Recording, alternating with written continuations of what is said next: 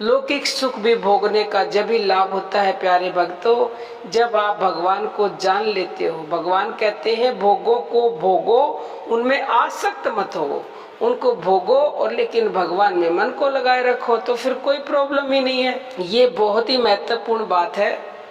जिस प्रकार हमारे श्वासों की गति निरंतर चलती रहती है, उसे कभी विराम नहीं होता, तो उसी प्रकार भगवान प्राप्ति के लिए हमारे साधन की भी तैल्य धारावत, जैसे तेल की धारा नहीं टूटती ना, ऐसे ही सदा सर्वदा चलते रहना चाहिए। ये बहुत महत्वपूर्ण बात है। निरंतर देखो कितनी बड़ी बात है कि श्वासों की गति जैसे चलती है, अगर ऐसे आपने नाम जप को नहीं टूटने दिया प्यारे भक्तों, तो मैं आपको विश्वास दिलाती हूँ दुनिया की कोई ताकत भगवान प्राप्ति से आपको रोक नहीं सकती। आपकी इच्छाएं अगर आप सकाम भाव से बचते हो तो आपकी निसंदेह सारी इच्छाएं पूर्ण होंगी, क्योंकि कलयुग में सकाम भाव से भक्ति करना भी बहुत बड़ी बात है। और अगर आप निष्काम भाव से बचते हो फिर तो कहने ही क्या है। जिस व्यक्ति के द्वारा निरंतर भजन ध्यान होता रहता है, उसके कल्याण में किसी भी प्रकार के संदेह की गुंजाइश नहीं है। क्यों? क्योंकि गीता में स्वयं भगवान ने कहा है, और भगवान के वचन कभी खाली नहीं जाते।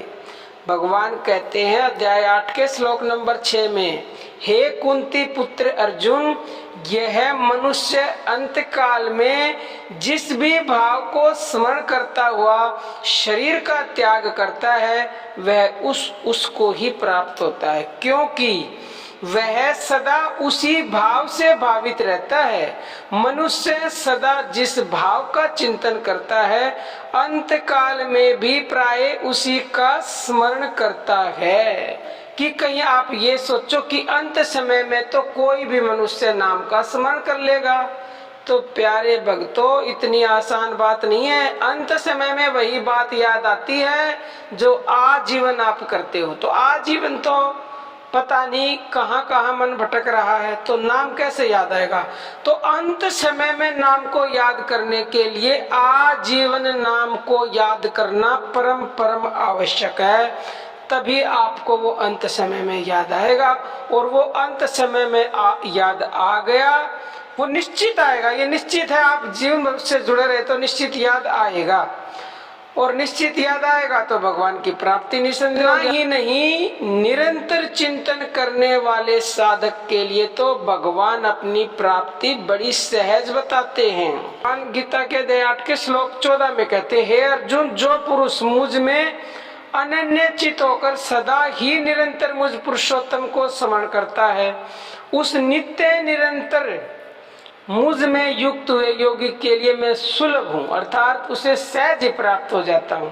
साधन तो और भी है भगवान को प्राप्त करने के, जैसे कि गीता में भगवान ने कहा है इंद्रिय मन और प्राण के निरोध का साधन, लेकिन वो बहुत कठिन है, उसे योगी ही कर सकते हैं। परंतु निरंतर भगवत चिंतन तो प्रत्येक व्यक्ति कर सकता है। अवश्य ही इसमें हमें तत्परता की आवश्यकता है।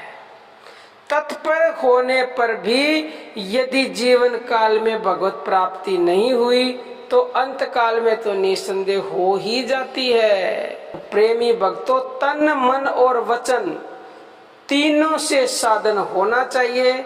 शरीर से सेवा, मन से भगवान का ध्यान और जिह्वा से भगवान नाम का जप करें, या फिर श्वासों से करोगे तो हमने बता ही रखा, वो तो कितना सर्वोत्तम है।